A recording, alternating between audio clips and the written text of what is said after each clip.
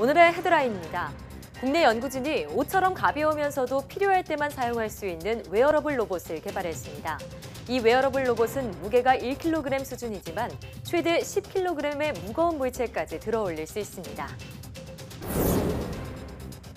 한 번이라도 자살을 시도한 사람은 지속적인 관리를 통해 치료를 받는 것이 무엇보다 중요합니다. 하지만 개인정보 제공 동의를 하지 않으면 어떠한 사후 관리도 받을 수 없어 자살 시도자는 관리 사각지대에 놓이게 됩니다. 해수욕장에서 상어가 나타나는 영화 같은 일이 얼마 전 제주도에서 일어났는데요. 최근 우리나라 연안에서도 상어가 종종 목격되고 있는데 지구온난화로 인해 상어의 서식지가 바뀌고 있기 때문이라고 합니다. 과학본색에서 관련한 내용 자세히 알아봅니다. 얇지만 강력한 거미줄과 적은 양으로도 치명상을 입힐 수 있는 거미독을 가진 거미는 생태학적으로나 과학적으로나 매우 중요한 역할을 하는 동물입니다. 오늘 주민피플 시간에는 30년 넘게 거미를 연구해온 거미 박사 김승태 교수를 만나봅니다.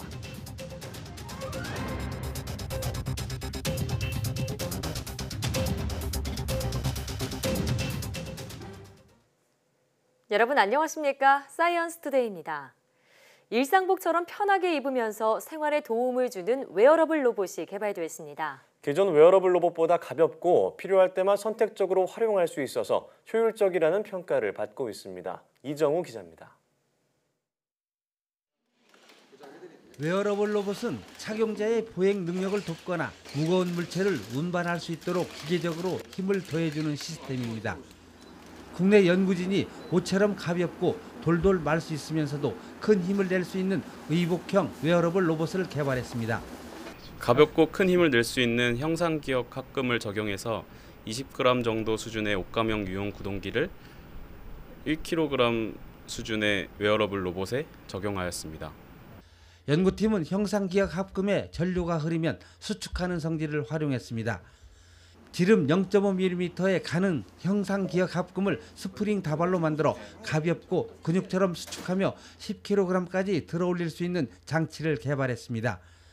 이 장치와 배터리, 제어기 등을 포함한 웨어러블 로봇의 무게는 1kg 수준입니다. 옷처럼 입을 수 있는 웨어러블 로봇은 가볍고 저렴하며 전력 소모가 적은 게 강점입니다. 또한 필요할 때만 선택해 사용할 수 있고 소음도 없어 일상복처럼 입을 수 있습니다. 이번 연구 성과는 국제학술지 사이언티픽 리포츠에 실렸습니다.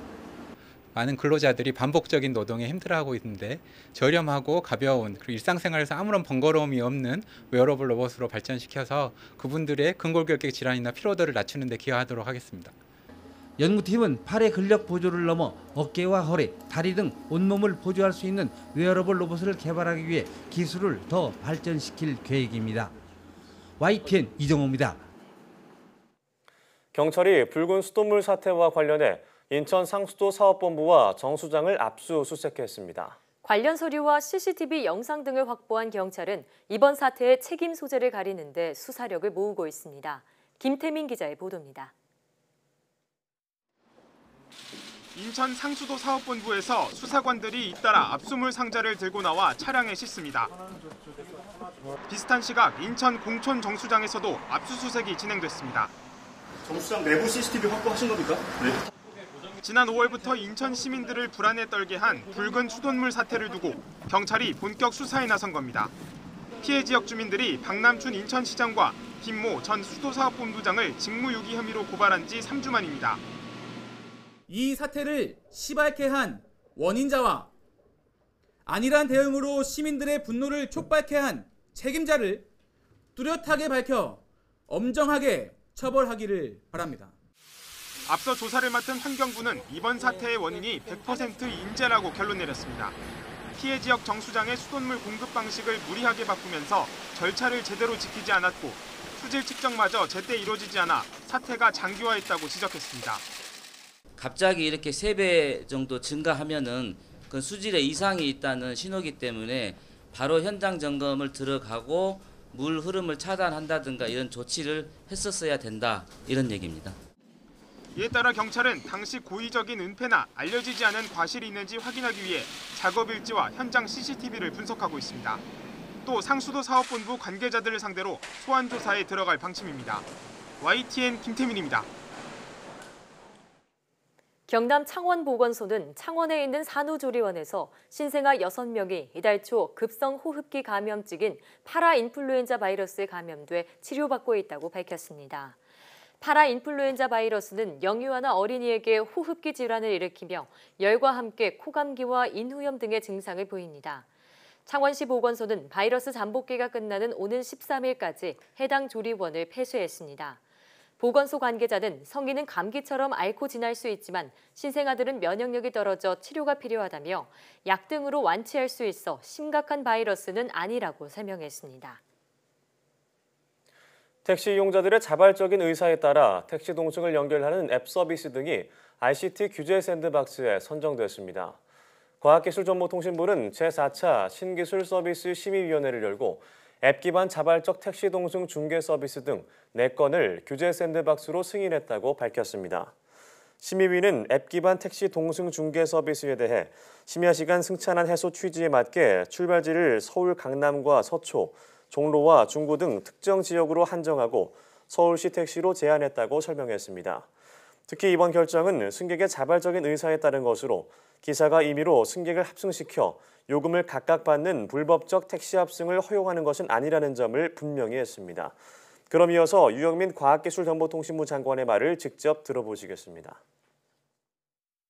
국민들과 신생기업은 좀 더 속도감 있게 했으면 한다는 말씀도 계시고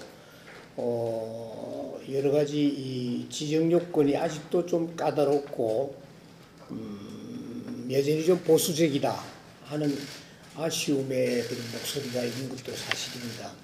현장의 여러 지적들에 대해서는 대안과 또 개선 방안을 찾아서 하반기부터는 바로 적용이 될 수 있도록 그렇게 열심히 노력을 하도록 하겠습니다. 자살을 시도해 응급실에 온 사람 3명 가운데 1명은 과거에도 자살을 시도했던 사람인데요. 이런 반복적인 자살 기도를 막기 위해서라도 이들에 대한 지속적인 관리가 필요합니다. 그러나 정신병력에 대한 부정적인 인식과 제도적 허점 때문에 관리가 제대로 이루어지지 않고 있습니다. 이혜리 기자의 보도입니다. 자살 시도로 응급실을 찾은 환자를 관리하는 정신건강사회복지사 이주원 씨. 일주일에 한 번꼴로 안부 전화를 하거나 필요할 땐 메시지를 주고받으며 환자의 상태를 점검합니다. 요즘은 좀 어떻게 지내고 계세요? 이 씨가 관리하는 환자는 20명. 환자가 어렵게 마음을 열고 속내를 털어놓을 땐 이 씨도 마음이 조금 놓입니다. 본인의 이야기를 들어주고 나에게도 관심을 가져주는 사람이 있구나라는 걸 느끼시고 이제 자발적으로 나 치료를 받고 싶은데 어떻게 하면 되냐라고 물어오시는 경우들도 많이 계십니다. 하지만 자살 시도자들은 대부분 이런 관리를 받기를 거부합니다.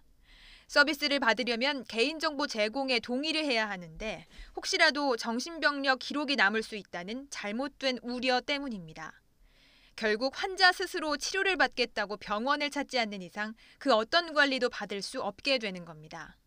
행동 조절이 안 되고 충동성을 조절할 수 없을 때 우울증이랑 같이 혼합이 되고 병발이 돼서 자살 시도를 하는 거거든요. 그래서 그런 순간적인 충동성을 좀 낮춰줄 수 있게끔 지원을 해주고 면담을 해주면.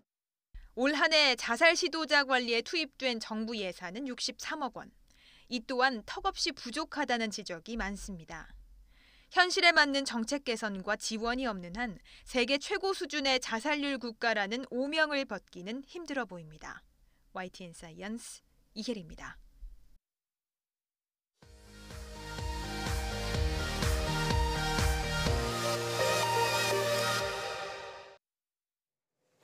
화제의 뉴스를 골라 과학기자의 시선으로 분석하는 과학 본색 시간입니다. 오늘은 이동은 기자와 함께하겠습니다. 어서 오세요. 안녕하세요. 네, 오늘 준비한 소식은 어떤 건가요? 네, 얼마 전에 이 제주 함덕 해수욕장에서 네. 상어가 발견됐다는 소식 뉴스로 전해드렸죠. 예. 당시 이 바닷가에서 서핑을 하던 사람이 이 상어를 발견하고 촬영했던 영상이 이 공개가 되면서 굉장히 화제가 됐는데 네. 마치 뭐 영화에서처럼 이 상어 지느러미가 물 밖으로 나와 있는 모습에 많은 분들이 굉장히 공포감을 느꼈다 네, 이렇게 섬뜩하더라고요. 말씀하셨어요. 네, 맞습니다. 저는 물에서 상어 지느러미만 봐도 기절을 할 것 같은데 정말 섬뜩하더라고요. 이거. 네, 그렇죠. 우선 이 그때 공개됐던 영상을 다시 한번 보시고 아. 얘기 나눠보도록 하겠습니다. 네. 네. 어이구. 지금 저게 상어 지느러미죠? 그렇죠. 네, 지금 굉장히 가까이 다가가고 있죠. 대단하신 것 같아요, 찍으신 분도. 지금 이게 서핑보드를 타고 이동하는 거잖아요. 네, 맞습니다. 아니 안 무서우신가? 어떻게 저렇게? 그렇죠. 정말 가까이 있네요, 상어가. 네. 거의 해변가인데요. 이 당시에 이 영상을 찍은 서퍼가 이 돌고래인지 상어인지 잘 모르겠다 해서 네. 한번 확인을 해볼까 해서 가까이 다가갔다고 합니다. 아유, 확인하면 좀 어쩌나요. 위험해 보이긴 네. 하는데요. 네. 우선 이 신고를 위해서 증거 영상을 이렇게 찍은 뒤에 상어인 것을 확인을 하고 바로 나와서 이 상황실에 알렸다고 합니다. 네. 일단 뭐 인명 피해가 없어서는 정말 천만다행인데 네. 근데 이 상어가 어떤 종류의 상어인가요? 뭐 현재는 여러 추측이 나오고 있습니다. 전문가들은 영상으로만 봐서는 사실상 이 정확한 구별이 좀 어렵다 이런 의견인데요. 일단 모양을 봤을 때는 홍상어류로 추정이 됩니다. 예. 이 상어종이 모두 한 500여 종에 달하는데 이 가운데 200여 종이 홍상어류입니다. 예. 그러니까 우리가 흔히 알고 있는 이 앞뒤가 뾰족한 이 원통 모양의 몸통을 가지고 있는 상어가 이 홍상어류에 속한다고 보시면 되는데요. 예. 특히 영상 속의 상어를 보시면 이 등지느러미 모양이 홍상어류 중에서도 무태상어종에 가깝다 네. 이런 의견이 있습니다. 예. 이 무태상어는 보통 몸 길이가 한 3m까지 자라고요. 네. 수심 한 100m 안팎의 연안에 아주 바닷가 가까운 곳에 주로 서식을 한다고 합니다. 네. 그럼 이번에 발견된 상어는 어느 정도 크기인가요? 지금 언뜻 봐서는 이 영상 속 상어가 한 1m 조금 넘는 크기, 뭐 추정치로는 한 1m 50에서 60 이렇게 추정을 하고 있는데요. 네. 그래서 이 사이즈를 보고, 이 크기를 보고 다른 전문가들이 만일 이 상어가 무태상어라면 이 성체가 아니라 어린 개체일 가능성이 크지 않을까 예. 이렇게 추정을 했습니다. 거기다가 이 무태상어의 경우는 보통 연안에 있는 방어 같은 어류를 먹고 사는데요. 네. 보통 그래서 이 방어철인 가을부터 겨울에 주로 제주도에 나타난다고 합니다. 네. 그래서 이 상어가 무태상어가 아니라 뭐 청세리 상어라던가 악상어 이런 다른 상어가 아닐까. 그런 상어 같은 경우는 한 1m 안팎으로 자라기 때문에 그렇군요. 그런 상어의 성체가 아닐까 이런 주장도 나오고 있습니다. 네, 문제는 이게 공격성이 얼마나 되느냐인 걸 텐데 네. 이제 종을 알 수 없으니까 그런 것도 알 수 없다는 얘기죠. 네, 그렇죠. 우선 뭐 무태상어의 경우는 상대적으로는 이 공격성이 굉장히 낮은 편이라고 합니다. 네. 뭐 거기에 비해서 앞서 말씀드린 이 청세리 상어나 악상어 같은 경우는 덩치는 작지만 공격성은 그래도 좀 더 높은 편인데요. 네. 아무리 공격성이 낮다고 해도 상어잖아요. 네. 그래서 이 사람이 자극을 하면 당연히 공격을 하게 됩니다. 실제로 이 해외에서는 공격성이 낮다고 하는 이 무태상어의 경우도 가만히 있었는데 사람이 건드리지 않았는데도 이 공격을 했던 경우가 있었다고 합니다. 네, 공격성이 낮다고 해도 절대 가까이 가서는 안 되겠어요. 네, 그렇죠. 또 이렇게 뭐 수면 가까이서 헤엄치는 상어들의 경우는 방패 비늘을 갖고 있습니다. 예. 그러니까 예. 피부가 까슬까슬한 비늘로 덮여 있다는 건데 사람의 피부 같은 경우는 이 스치기만 해도 상처를 입을 수가 있습니다. 그러면은 뭐 접촉을 하지 않더라도 피가 난다거나 하면 상어가 공격적으로 변할 수가 있기 때문에 네. 절대로 가까이 다가가서는 안 되겠죠. 네, 그런데 우리나라 연안에서 이게 상어가 발견된 게 처음은 아니잖아요. 네. 지난해만 봐도 뭐 서해 쪽, 동해 쪽에서도 뭐 발견됐다 이런 보도를 본 적이 있는 것 같은데. 네, 맞습니다. 이 지난해에 경남 거제 앞바다에서 길이가 4m에 달하는 이 백상아리가 잡힌 적이 있습니다. 예. 그리고 그 이후에 2달 만에 또 경북 경주시 앞바다에서 이 백상아리 한 마리가 또 발견된 적이 있어요. 네. 이 백상아리는 우리가 제일 어. 잘 아는 상어 종이잖아요. 엄청 크네요. 네, 실제로 당시 잡혔던 상어인데 이 영화 조스의 주인공으로 굉장히 잘 알려진 식인상어입니다. 네.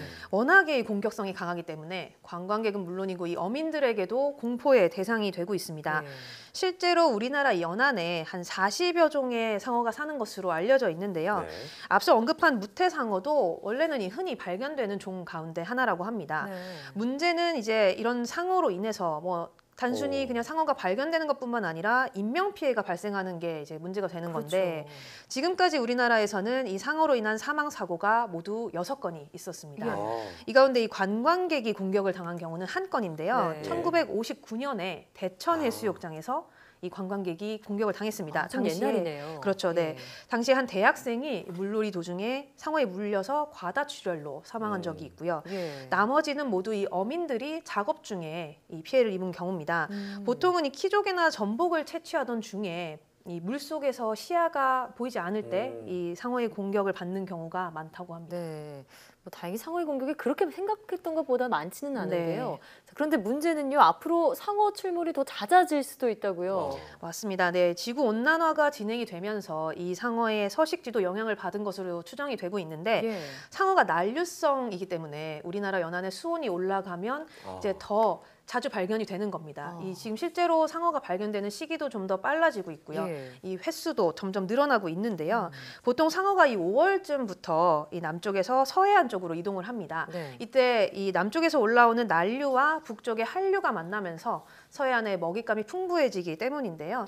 그런데 최근에는 동해안에서도 아까 말씀하셨던 것처럼 작년에도 이 동해안에서 상어가 발견이 됐죠. 이렇게 동해안에서 상어가 발견되는 게 온난화로 인해서 동해안 수온이 올랐기 때문이다. 이렇게 지금 분석이 되고 있습니다. 그럼 지구온난화가 해결되지 않는 정도에서는 계속 우리나라에서도 상어가 발견될 수 있다는 얘기네요. 그렇죠. 뭐 제주도의 경우처럼 상어가 해변으로 가까이 다가오는 네. 일도 사실상 뭐 더 있을 수도 있는 상황인데요. 예. 해외에서 실제로 상어가 이 무릎 정도 깊이가 되는 이 아주 해변까지 다가와서 발목을 물리는 그런 사고도 자주 있다고 합니다. 예. 사실 이번 제주도의 경우는 상어가 굉장히 연안까지 온 경우인데 뭐 여기에 대해서는 왜 그런지는 조금 더 연구를 해봐야 될 필요가 있다는 의견이 많고요. 네.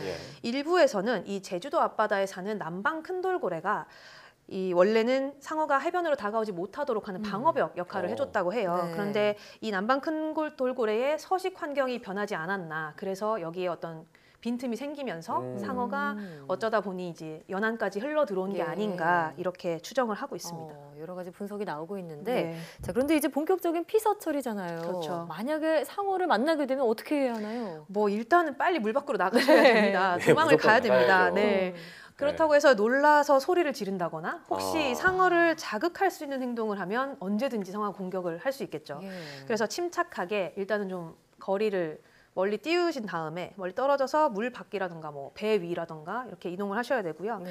이 어민들의 경우가 특히 위험한데 물속에 들어갈 때는 반드시 2명 이상씩 짝을 지어서 가야 된다 이렇게 예. 권고를 하고 있고 또 이 저녁 시간이나 아주 이른 새벽 또는 뭐 밤 시간 이럴 때는 수영이나 잠수는 최대한 피하는 것이 좋습니다. 네.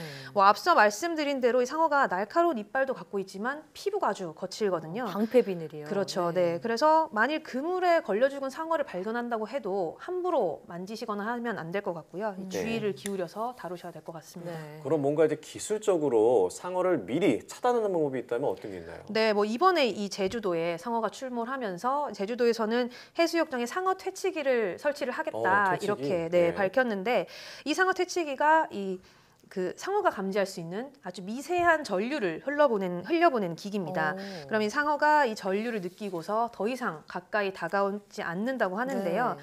이미 뭐 부산 같은 경우에는 해운대 해수욕장에 상어가 가끔씩 출몰을 하면서 네. 이런 장치가 이미 설치가 돼 있다고 합니다. 사람에는 뭐 문제가 네, 없는. 큰 영향을 미치는 건 없군요. 아니고요. 네. 네, 말씀하신 대로 이 상어가 전류에 민감하다 보니까요. 네. 요즘에는 전자기장을 방출하는 상어 퇴치 밴드 같은 것도 나오더라고요. 맞습니다. 개인용 휴대 장치도 있기 때문에 예. 뭐 다이빙을 하신다거나 해수욕을 하실 때 참고를 하셔도 좋을 것 같아요. 네, 서핑 좋아하시는 분들은 참고하시면 좋겠네요. 네. 오늘 말씀 잘 들었습니다.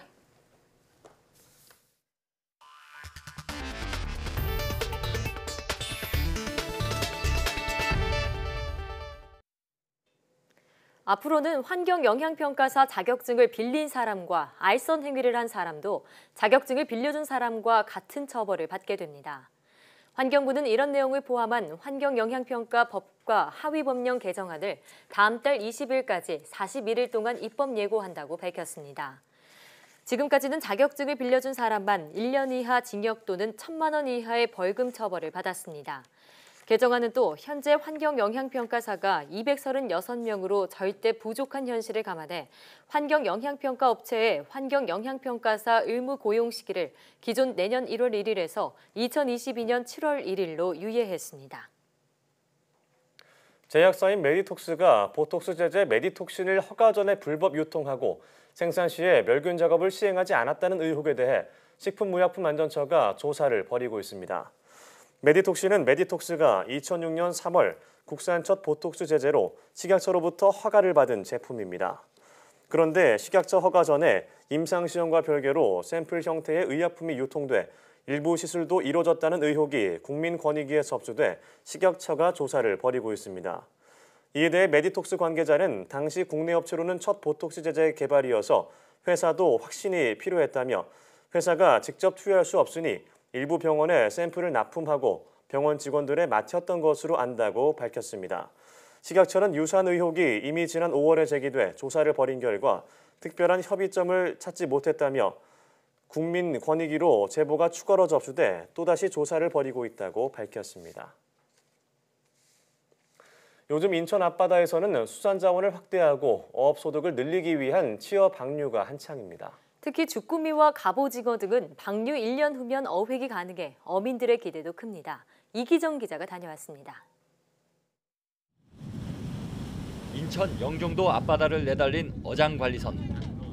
배에는 부화한 지 일주일에서 열흘 정도 된 어린 주꾸미와 갑오징어 25만 마리가 실려 있습니다. 수산자원연구소와 구청 직원, 어민 등이 힘을 합쳐 방류를 하는 치어는 몸 길이가 1cm 이내. 실내 사육을 거쳐 전염병 검사를 통과한 우량한 치어가 바다에서 생존할 가능성은 절반 정도 됩니다. 1년생인 주꾸미는 몸 길이가 20cm 정도로 자라 연안에서 서식하고 갑오징어도 먼 외양으로 나가지 않는 습성이 있어서 1년이 지나면 어획할 수 있게 자라는 방류 효과가 빠르게 나타나는 어종입니다. 치어 방류 한 때와 안 한 때는 이 잡히는 게 저희가 이제 몸으로 확실히 느낄 수 있도록 그렇게 차이가 납니다. 그래가지고 이 치어 방류가 상당히 도움이 됩니다. 치어를 방류하는 가장 큰 이유는 어족 자원의 고갈. 현대화된 어업 도구를 사용한 물고기 남획과 중국 어선의 불법 조업, 그리고 해양 환경이 변화하는 것도 주요 원인입니다. 인천수산자원연구소는 올해 들어 점농어 방류를 시작으로 지금까지 조피, 볼락, 주꾸미, 갑오징어 등 250만 마리의 치어를 방류했습니다. 올해 345만 마리를 방류를 해서 어민들에게 소득을 올려주고 또 레저 낚시를 즐겨하시는 분들한테 기쁨을 선사하도록 최선을 다하겠습니다. 수산자원연구소는 고갈되어가는 어족과 경제성이 높은 고급 어패류, 갑각류 등의 종자를 대량으로 생산해 수산자원 지킴이가 되겠다는 각오입니다. YTN 이기정입니다.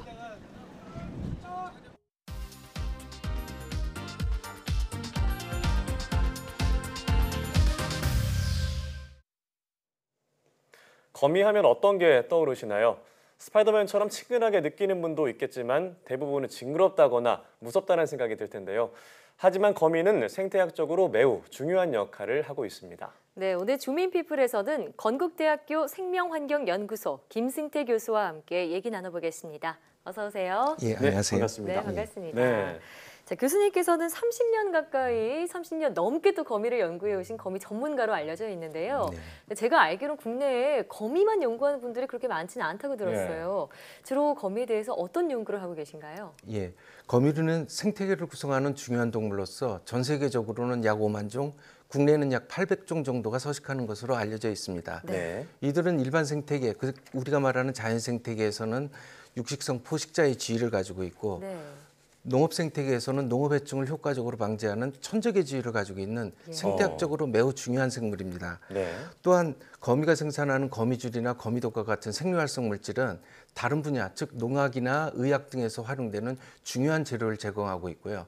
따라서 전 세계가 이런 거미의 특성을 우리 인류가 활용할 수 있는 그런 분야의 연구에 강화하고 있는 추세입니다. 다만 이렇게 많은 분야를 고전생물학자인 제가 이것을 다 할 수는 없고요. 뭐 거미의 분류라든지 멸종위기종의 관리라든지 생물다양성, 천적 등의 연구를 국립농업과학원이나 국립생물자원관과 같은 국가기관과 공동으로 진행하고 있습니다. 네, 마침 제가 어제 바로 스파이더맨 영화를 봤거든요. 그래서 박사님이 이제 교수님이 더 신기하게 느껴지는데요. 자, 이제 특별히 이제 거미를 연구하게 된 계기가 좀 궁금해요. 예. 사실 많은 사람들이 거미와 곤충은 같다고들 생각하는데요. 거미와 곤충은 전혀 다른 생물입니다. 그래서 그런 것들을 일반인들이 좀 바로잡을 필요가 있고요. 거미와 곤충은 형태도 다를 뿐만이 아니라 생리기구도 전혀 다른 절지동물입니다. 그리고 또 이제 우리가 일반적으로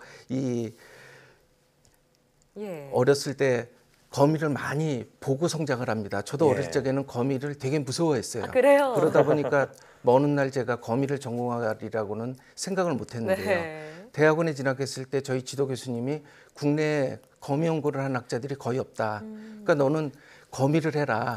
그래서 그런 제안에 제가 그 제안을 받아들여서 그때부터 거미 연구를 하기 시작했습니다. 네, 다리가 3쌍의 곤충과 달리 거미 다리는 4쌍이라서 덜지동물에 속하는군요. 자, 이외에도 사람들이 잘 모르는 거미만의 독특한 특성이 있다면 알려주시면 좋을 것 같은데요. 저도 아직 모르는 건 많습니다만 네. 몇 가지를 말씀드리면 일단 네. 거미의 대표적인 습성은 날개가 없습니다. 날개가 없음에도 불구하고 이들은 비행을 할 수 있는 능력이 있는데요. 네. 거미줄의 장력과 바람을 이용해서 공중 3,4천 킬로미터를 날아다닐 수 있는 능력이 그래요? 있습니다. 예. 또 흔히 우리가 개미나 꿀벌과 같은 곤충 집단에서 볼 수 있는 사회성 거미가 일부 보이긴 하는데요. 일반적으로 역할과 계급이 정해져 있는 곤충 집단과 달리 거미는 그 역할과 계급이 없습니다. 네. 그러다 보니까 육아라든지 먹이 포획 등의 그런 활동을 공동으로 수행하는 시스템을 갖추고 있어요. 그래서 그러한 집단에서 일부가 이탈을 하여도 기존 집단이 이탈 집단을 절대 공격하는 일이 없는 평화로운 절지동물입니다. 그렇군요. 다음으로 이제 거미줄과 거미독이라고 하는 것인데 이것은 일반적으로 거미류가 분비하는 가장 유명한 생리활성 물질입니다. 거미줄은 뭐 과거에는 저희가 과학적인 근거가 없을 때는 하도 질기고 강하기 때문에 강철보다도 질기고 나일론보다 질기다고 합니다. 그러다 보니까 물고기를 잡는 그물이나 아니면 곤충을 잡는 포충망으로 활용을 했었는데 지금은 그 성질이 많이 알려지게 되면서 수술용 봉합사라든지 아니면 방탄조끼라든지 아니면 그 외에 섬유 쪽으로 많이 연구를 하고 있고요. 거미독은 이제 의학 분야에서 의약품 제조에 사용이 되는데 일반적으로 뭐 신경안정제 또는 이제 진통제, 살균제 등의 재료로 활용되고 있고 이제 농업 분야에서는 이제 거미독을 이용해서 다른 생물들한테는 피해를 주지 않는 그런 친환경 농약을 만드는 그런 재료로 활용되기도 합니다. 사실 뭐 거미줄 하면은 뭐 이렇게 좀 지저분하고 치워야 될 거라 생각하는데 실생활에 많이 사용이 되고 있군요. 몰랐던 사실이에요. 네. 그리고 교수님께서는 이제 거미와 관련된 표본을 모으고 있다고 들었는데 어떤 것들이 있을까요? 예, 제가 지난 30년 동안 거미를 연구하다 보니까 자연스럽게 뭐 조사하는 과정에서 많은 표본들을 확보하게 되었고요. 그러다 보니까 지금 한 20여만 점 그 정도 추산을 하게 되었습니다. 그리고 이제 거미 물품을 수집하게 된 근거는 이제 아이들이 어떤 대상 생물에 대해서 관심을 가지고 있어도 그것을 충분히 이해할 수 있는 사회 시스템이 갖춰져 있지 않다고 생각을 했습니다. 대부분의 생물 전문 박물관이나 그 전시관에 가보면 표본을 구매해서 정리하는 정도가 전부거든요. 그래서 그것을 보고 내가 아이들한테 감동을 줄 수 있는 박물관을 한번 설립해 봤으면 좋겠다 하는 것을 구상하게 되었고 전 세계를 대상으로 거미와 관련된 물품을 수집하게 되었습니다. 지금도 사모으고 있는데 대체로 한 5천여 점 되는 것 같습니다.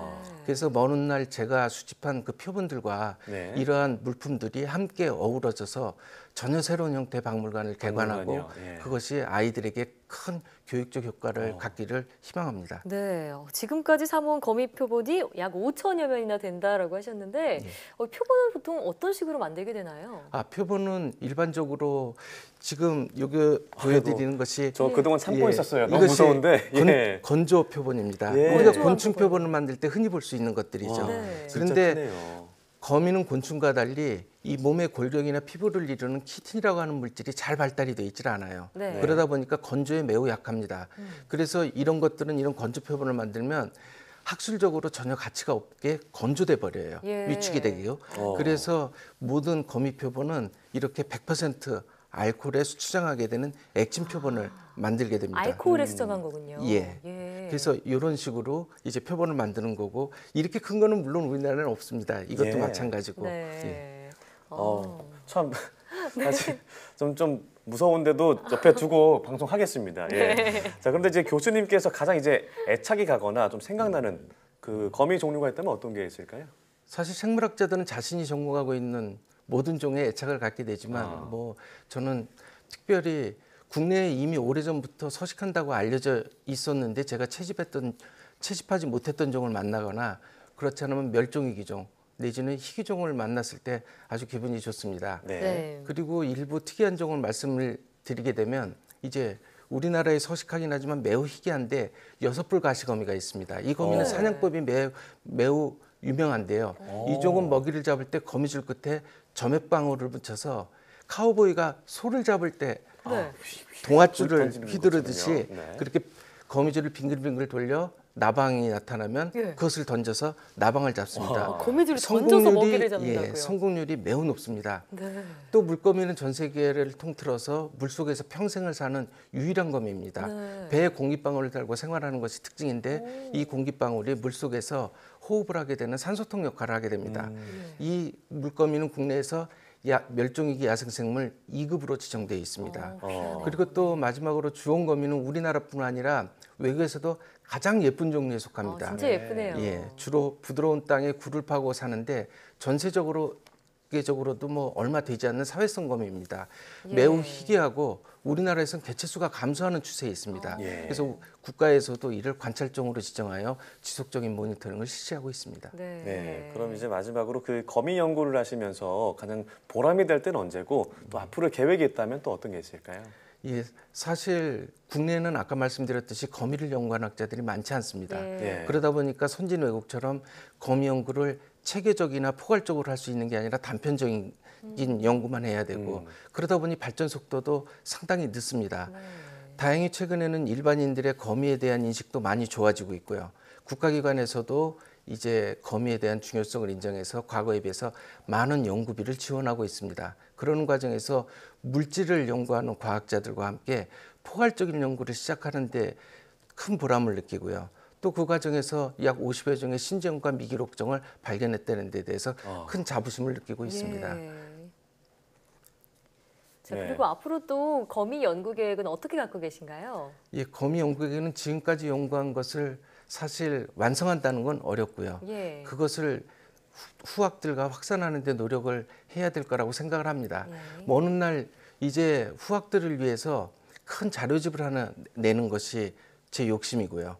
그래서 그들의 시간과 노력을 단축시킬 수 있는 귀중한 자료를 남기는 그러한 일을 하고 싶고 또 하나는 이제 지자체나 국가와 협의를 해서 지금까지 수집한 수집품들과 또 제가 가지고 있는 표본들을 총망라해서 그것들을 박물관의 형태로 아이들에게 그것을 보여주고 제가 구상했던 감동을 주는 박물관 그것이 학자로서의 마지막 꿈이자 소망입니다. 그리고 훗날에 기회가 된다면 거미를 가리키는 거미 할아버지로 그렇게 남고 싶습니다. 교수님께서 세운 이 박물관 어떤 모습일지 정말 궁금한데요. 꼭 꿈을 이루셔서 거미 연구에 한 획을 그으시길 바라겠습니다. 예, 감사합니다. 네, 지금까지 건국대학교 생명환경연구소 김승태 교수와 함께했습니다. 오늘 말씀 고맙습니다. 예, 감사합니다. 고맙습니다.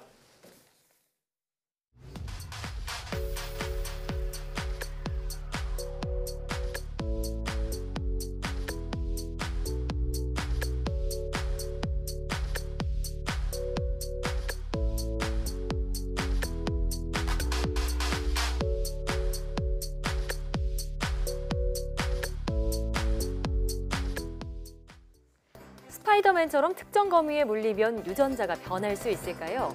결론부터 말하자면 불가능한 일은 아닙니다. 네, 물론 초인적인 힘을 갖는 것은 불가능하겠지만 목에 물리면서 뇌염 바이러스에 감염되듯이 거미에 물려 인간의 유전자가 점차 변화하는 것도 불가능한 것은 아닐 겁니다. 네, 이렇게 변한 유전자는 후손에게도 전해질 텐데 그 과정에서 좋은 유전자만 전달된다는 보장은 없으니까요. 뭔가 문제가 생길지도 모르겠다는 생각이 드는데요. 네, 하지만 이런 바이러스의 특징을 잘 이용하면 유전자 치료도 가능할 텐데요. 우리가 아는 슈퍼히어로는 아니더라도 전 세계 유전병 환자들을 치료하는 것만으로도 슈퍼히어로 등장 못지않은 일이 아닐까 한번 상상해 봅니다. 네, 사이언스 투데이 오늘 저희가 준비한 소식은 여기까지입니다. 함께해 주신 여러분 고맙습니다.